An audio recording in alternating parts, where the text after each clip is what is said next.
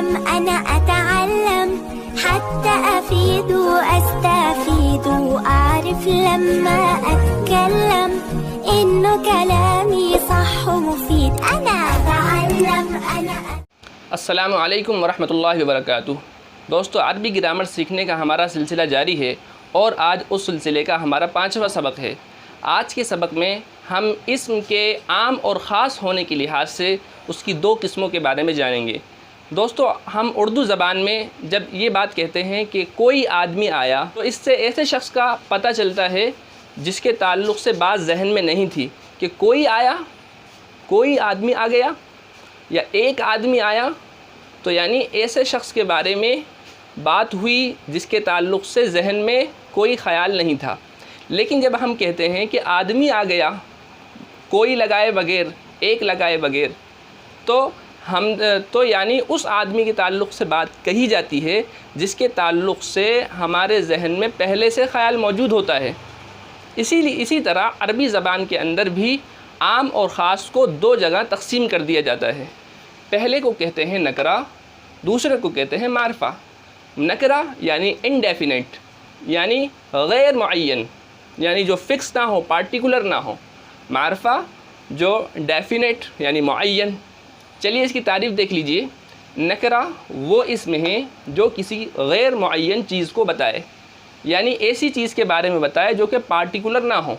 जैसे रजुलुन कोई आदमी, बिंतुन कोई लड़की, मदीनतुन कोई शहर। मारफ़ा वो इसम है जो किसी मुअय्यन यानी किसी पार्टिकुलर चीज़ को बताए। जैसे खालिदुन, खालिद, तो खालिद तो प्रॉपर नाउन है, वो तो यकीनन वो तो पार्टिकुलर रहेगा, वो मारफ़ा रहेगा। खालिदुन। दूसरा अर्रजुलु यानी आदमी, अलबिंतु यानी लड़की, और अलमदीनतु यानी शहर वग़ैरह और मिसालें ला सकते हैं। ऊपर की मिसाल में हम देखें, रजुलुन कोई आदमी, बिंतुन कोई लड़की, मदीनतुन यानी कोई शहर। लेकिन जब हमने इनको मारफ़ा बना दिया तो इसका मतलब हो गया अर्रजुलु का मतलब आदमी, अलबिंतु का मतलब लड़की, अलमदीनतु का मतलब शहर। दोस्तों, जो कॉमन नाउन होते हैं, यानी जिसको हमने पिछली वीडियो में इसमें मुश्तरक के नाम से जाना था, यानी जो किसी का ख़ास नाम नहीं होते, जैसे आदमी, लड़का, लड़की, ये किसी का ख़ास नाम तो नहीं होते हैं।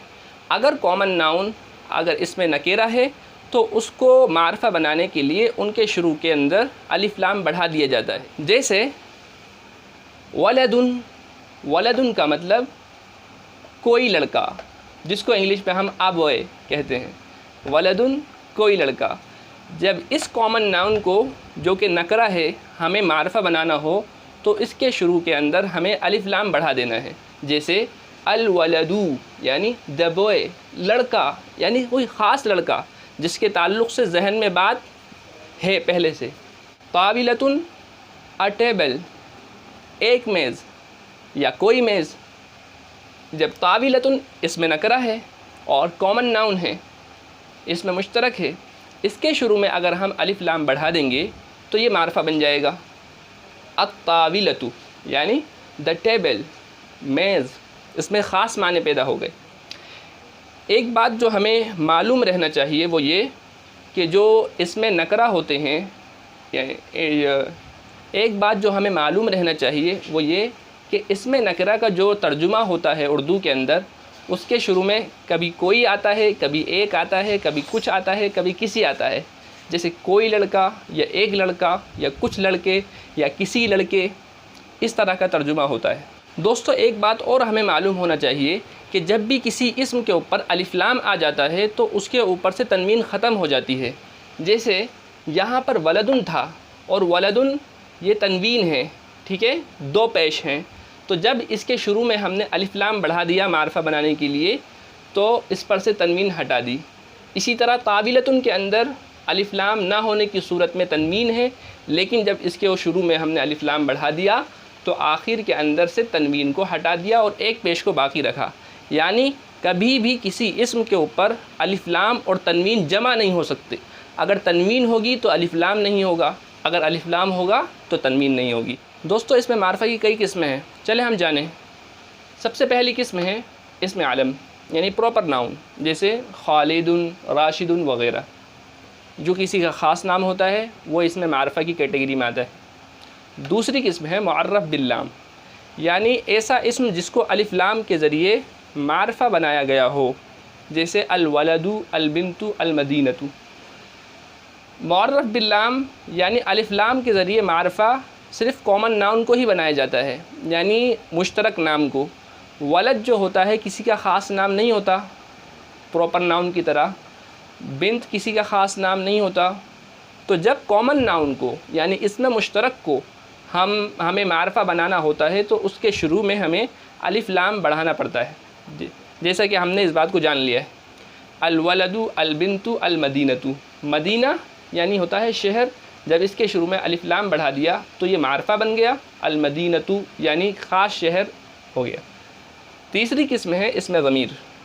इसमें ज़मीर यानी जो प्रोनाउन जिनको कहते हैं इंग्लिश में, जैसे हुआ, वो, अंत, तू वग़ैरह। चौथी चीज़ जो इसमें मार्फा की कैटेगरी में आती है वो इसमें इशारा, यानी वो अस्मा जिनके ज़रिए से इशारा किया जाता है, जैसे हाज़ा ये, ज़ालिका वो, तो ये भी इसमें मार्फा ही होते हैं। पांचवी चीज़ इसमें मौसूल। इसमें मौसूल यानी जैसे अल्लज़ी, अल्लती, यानी जिनके ज़रिए जो के माने पैदा किए जाते हैं।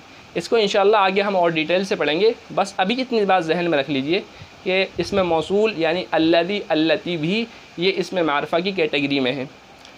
छठी किस्म जो है वो है मुनादा। एक होता है मुनादी, एक होता है मुनादा। मुनादी कहते हैं पुकारने वाला, और मुनादा कहते हैं जिसको पुकारा जाए, यानी जिस शख्स को पुकारा जाए तो वो भी मार्फा बन जाता है।